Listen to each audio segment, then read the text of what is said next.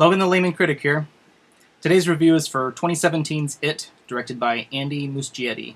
Let's talk movies. A group of outcast kids are being haunted by a monster that calls itself Pennywise the Clown. This clown has been responsible for the town's disappearing children for decades.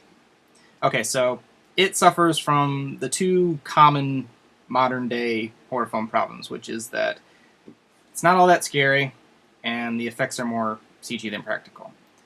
Bill Skarsgård is creepy as Pennywise, but that often gets canceled out by some occasional glaring computer effects.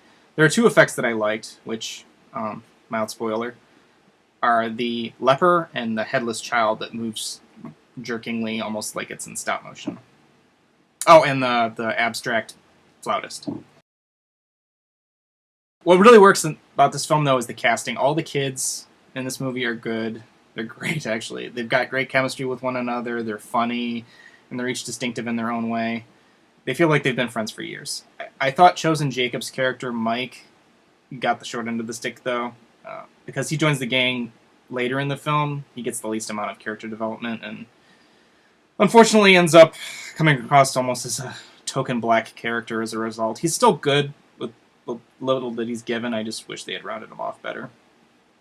The original 1950s setting of the novel was changed to the 80s in this adaptation. I'm assuming this was done to make it feel relevant to the current audience, although I suspect they may have been trying to appeal to the Stranger Things crowd. Whatever the reason, the change still works. We're far enough away from the 80s now that it comes across as an idyllic, if often amusing time. I also think that it adds to the tone of the film, which seems like an homage to what the horror genre was like in that particular era. It was an enjoyable film. Pennywise is scary when he's not hindered by the CG, and the cast is fantastic. And it's far, far better than The Dark Tower. It's definitely worth checking out. Thanks for watching.